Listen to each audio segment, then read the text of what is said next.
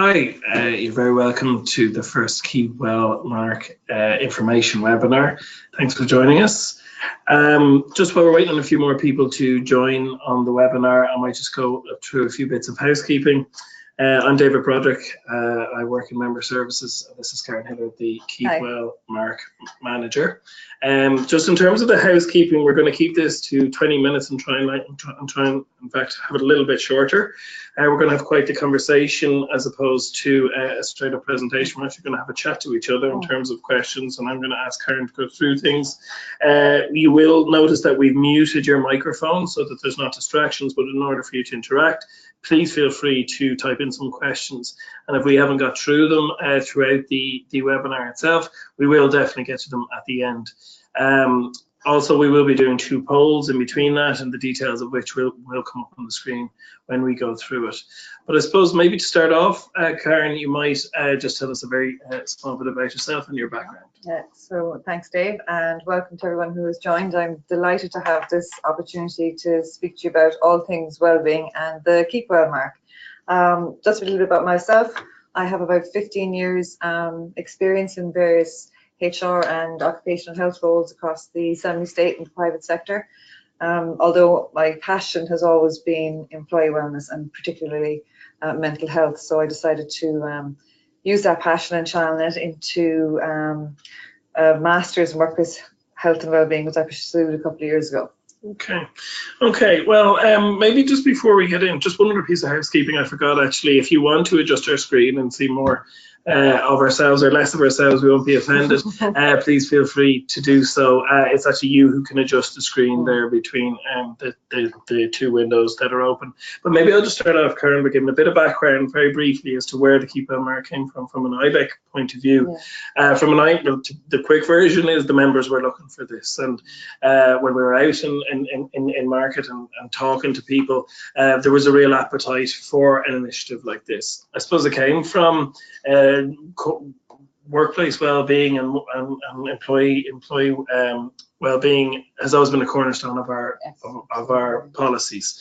We've got things like our Future Places to Work program, and we also have things like the KeepWell, the National Workplace Wellbeing Day, which is hopefully a lot of you would have taken part on.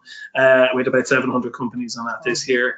So basically, people were saying to us, members were saying to us, we're doing bits and pieces in this particular space, but we don't know what the standard is, how high the level is, or we don't know if what we're doing is enough. So from our point of view, we looked internationally. We saw a program that runs very successfully in the UK, and we adopted that for the Irish market using our in-house expertise in terms of employment law, legislation and things. So lo and behold, the KeepWell Mark was born in September 2017 and is proving very, very popular since. Just a little bit as to why Ibec's involved in this space and where it came from. So Karen, look, we'll crack on. Workplace wellbeing, what's it all about? Why is it so important?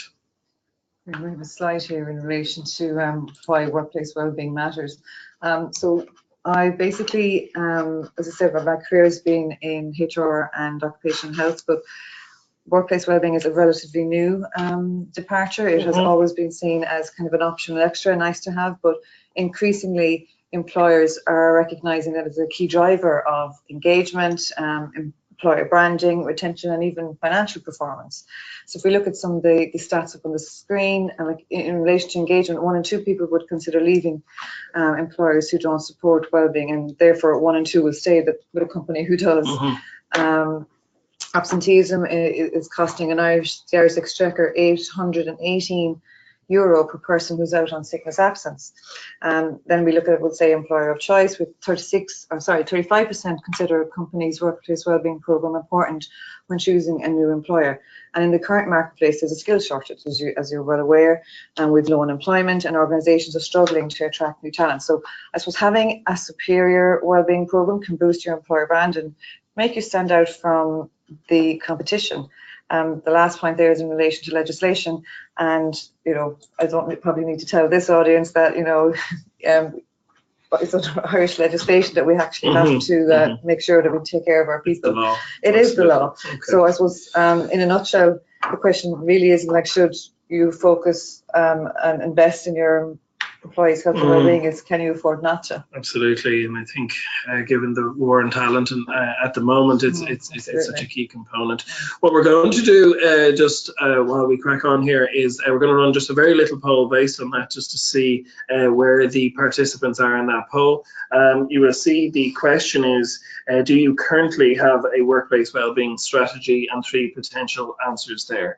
So just while we're on that, I must say I was struck by the Ibec conference in terms of the amount of people and HR managers who are speaking about how this is wellbeing is now coming up as a thing in the workplace, in terms of how it's coming up at interview actually, and what is your company's strategy on these.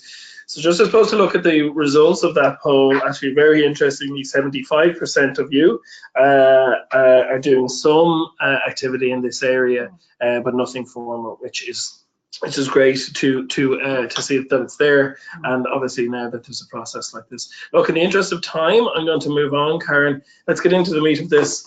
What is the KeepWell Mark? What's it all about?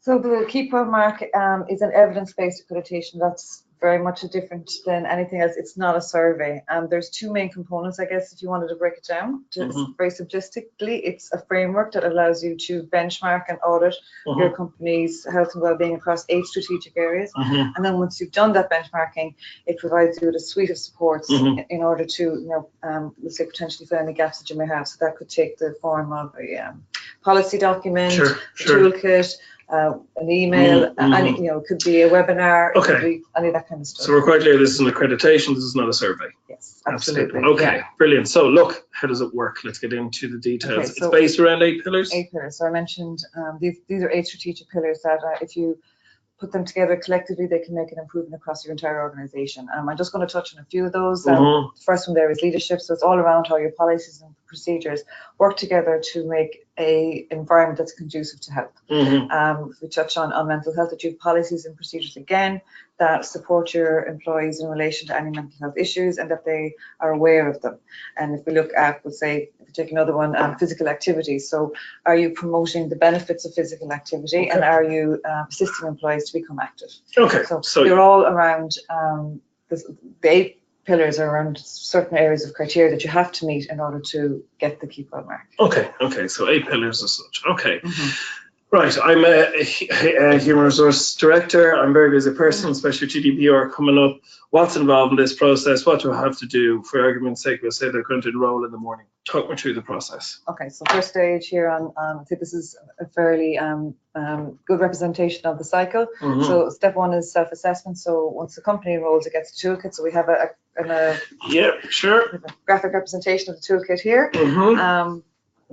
The toolkit involves has 8 different topic guides. So there's a topic guide for each of the 8 pillars, but also that's just the start of the resources. They get an online portal where they have, let's say, as I said, the policies, templates, etc., and they will also be able to access that at any stage.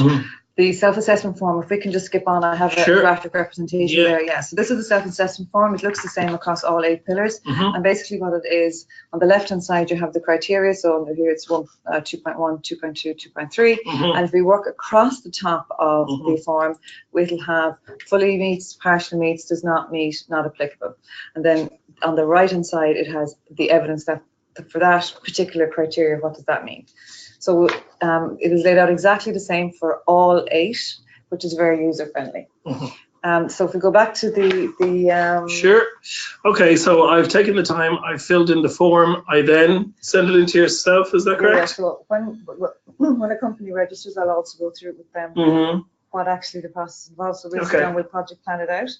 So that time frame is totally driven by the company. So it will take 3 weeks. I normally give a gauge about 2 weeks to actually go through the form. Then we set up a call and I'll run through where we think they are, where the gaps are. But that is driven by me and my company, my role. Okay. So the next stage then is the collecting the evidence. So that's exactly what it is. You have to collect the evidence in order to prove what you've said in your self-assessment form that you have. Okay. And that can be an email, it can be a policy, it can be photographic evidence of an event that happened, it can be anything. It just depends on the specific criteria. Sure, depending on the pillars, different things like that. Yeah. Okay, so I filled in my form, I've sent it into yourself, we put out a project plan, we've collected the evidence. So what I'm hearing in terms of the evidence, and just leading on to the next point about the site visit, it's similar to a financial audit, an ISO audit that people in this webinar might be used to. Okay, so I collect all this evidence. Who decides when the person comes out? Well, it's a joint decision, but generally I will have made sure that they're in good shape in order to make sure they're going to meet the criteria and that they will pass. So at that stage, I will contact the external assessors. They're obviously not Ibec employees. They're totally separate. They'll come out on site to the company, and on that day, then they'll do a site tour. They will do an in-depth review of the evidence. That could be, 2 or 3 hours, and then they will have a couple of one-to-ones with senior management and focus group with maybe 8 to 12 employees. Okay. So that's the day. So they're assessing that the standards that have been set and that you are into those particular standards. Excellent. Okay. So I've got through that. Obviously, at this stage, it's quite clear this is the time, and we might focus a little bit more on this finish. I just kind of want to go to the end of the cycle in terms of the actual timings involved. Sure. So I filled in my the assessor, independent assessors come out. We've had it. What happens next? So the assessor then will take all their findings from their day on site and will write up a bespoke report for the company. So that will give you, where you did well in relation to the eight topics and where there are gaps. Okay. But not only that, then they will give you a roadmap on how you, in order to, improve and get to the next level. So for me, as a HR person, that's where the real value is. Okay. Literally, this report comes back, it takes all the guesswork out of it, and a lot of companies have been using that report in order to build their strategy, their well-being strategy for the rest of the year. Okay, so that's your roadmap, I suppose, in terms of getting to that. Absolutely. Excellent. Okay, so look, in the interest of time, I do see questions there, which we're going to touch on in a second, but we've got a report, we're in. What happens next? Am I accredited? Yeah, well, once there's no issues, which generally there isn't, and we've no anomalies, you become a KeepWell Mark company. Excellent. So we welcome you into the fold. So we'll give you, do we get an award? You do get an award, and I have the award here. This is a sample one, this is the Ibec one. You can see that there. So once you get your plaque, you get a certificate, you will get the media pack, which has our logo, which you can use on your corporate material on your website. We would ask for the company's logo as well, so we can put it up on our website as an accredited company. And then we obviously give them templates for emails they can send out to staff, to their clients, just to get, to get it out there that they've made this journey and that they've been successful. So there's a whole suite of products that they get once they actually get accredited. Okay, so my Mark, I suppose we'll get on to the cost first, and that particular one, the question that everyone wants. Okay, so just tell me how much it costs. The financial investment is $6,500 for the accreditation package. For an Ibec member company, and that's a preferential rate. And then for a non-Ibec company, it's $8,000 plus VAT per year, and that is for 1 to 3 sites. If you are more than 3 sites, then the price actually increases due to the fact that the assessor has to do another day on site. Okay, yet another good reason to be an Ibec member. Okay, look, as I said, I wanted to keep this to under 20 minutes, and we're heading up to that now. There's 1 or 2 questions. I suppose the first question that kind of came in there that we see is, can we bespoke, is the on-site visit bespoke to certain companies, and depending on the size of the companies? I think that means I think in terms of yes, it was answered in that particular way, but is there anything where I suppose we can show, I'm sure it's taken on a case-by-case basis given the nature of things. Okay, so is there any examples of things that have happened already? One company I was dealing with last month came back that they hadn't met the criteria for the smoking signage. So once that came back from the assessor, I contacted the company and they explained to me that they were in a shared building. So the building management company wouldn't let them put up any signage. So basically there was a bit to inform between the assessor, and once they discovered that, then that changed the criteria, and that it was non-applicable because it was outside of the company's control. You will find there will be those will come up every now and again, so it will be definitely a case by case basis. I think it's a common sense approach. Yes, I think is what we're hearing here. Absolutely. Okay, well listen, we're just coming to the end. We're going to just put up one more poll for our purposes. Obviously, you've all expressed some interest in this, and hence you're on this webinar. Such a big interest, just under 100 people registered for this. So the poll is now open. If you could just click on that for these purposes, how you want to be communicated with after this. There you'll see the options there. We have availability of the KeepWell team. Karen, myself, or Anna can give you a call either today or tomorrow or early next week. So that's option 1. Option 2 is yes, please email me to arrange a further date. So it can be appropriate for a call. We'd appreciate your call. Very busy at the moment in terms of GDPR. Third area then, which is, speaking of which, is very important, that you have all the information you need for now to make your decision, but would like to stay in touch with ourselves. And then fourthly, of course, which hopefully will be none of you know you've had enough information and it's not for you, but it is there for you as an option. And if you do so, obviously, we will remove you from the list.